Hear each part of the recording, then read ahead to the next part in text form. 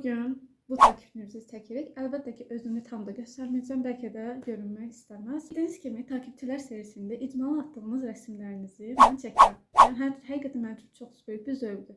Çünki takipçi serisi mənası nədir? Aktiv, fəal olan takipçilərimi icmalda seçirəm. Bəzən bu gec olur, mənim özümdə müəyyən işlərim olur. Hal-hazırda imtahanlara hazırlaşıram.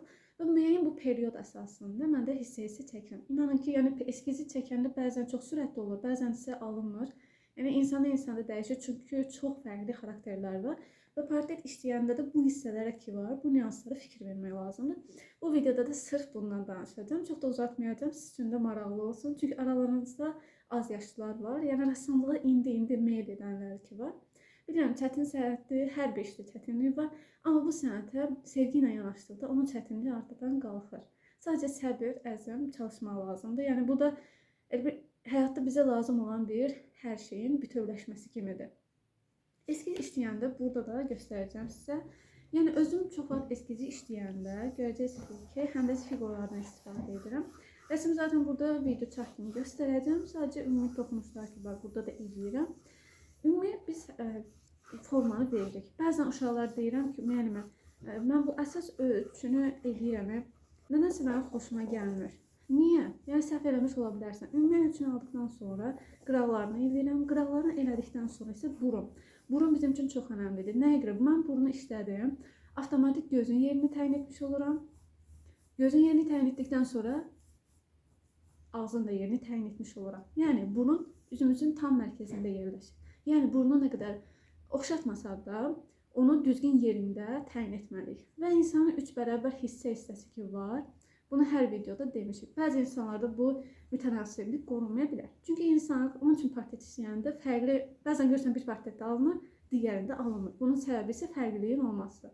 Və eskizlərin də məhz əhəmiyyəti budur uşaqlar. Nə qədər eskiz işləsəniz, sizin üçün bir o qədər faydalıdır. Məsələn, takipçi serisi də mənim üçün bu deməkdir. Yəni çoxlu semalar çəkmişəm. Yəni həqiqətən çox portret işləmişəm və bəzən deyirlər ki, müəllimə, nə qədər portret işləsəm sizin kimi işləyərəm. Doğru, mən də bilmirəm, çünki hər kəsin öz potensialı var. İnanın ki, mən bir filan kəsə deyə bilmərəm ki, sən bu qədər çək və sənin üçün bu qədər uğurlu olar. Yəni mümkündür. Gördüyünüz kimi, burada damalama üsulundan istifadə edənlər var. Damalamada nə olur? Aradakı məsafələr fikir versiniz. Fikir versəniz, mən burada da onu eləyirəm. Və gördüyünüz kimi, qıraq hissələr fikir önəmlidir.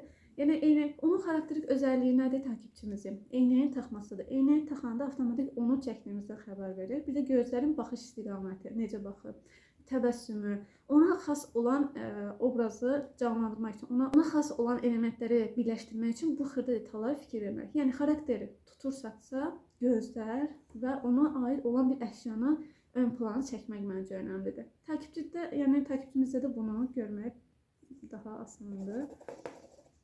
Tonlamada isə videoda da görəcəksiniz. Bu balaca karanlaşdan istifadə edirəm. Uzatmaq üçün də bundan istifadə edirəm.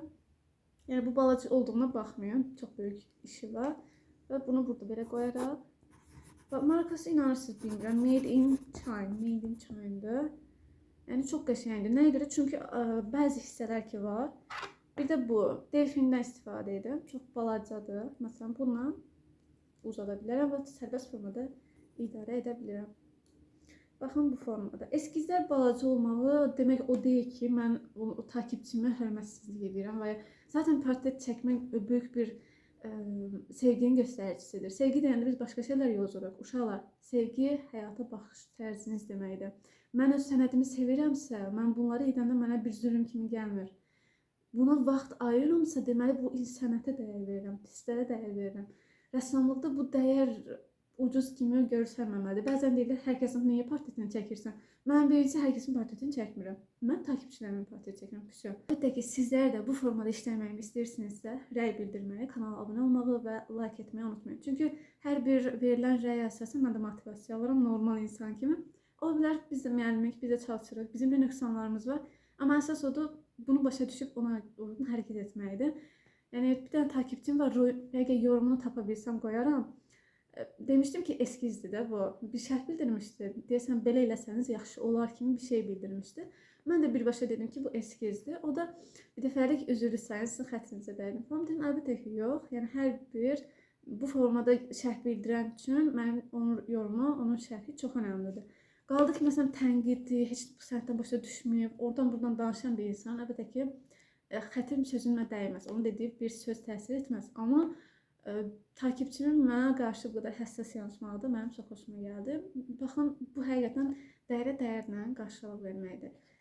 Bir sözlə, çox da uzatmayaq.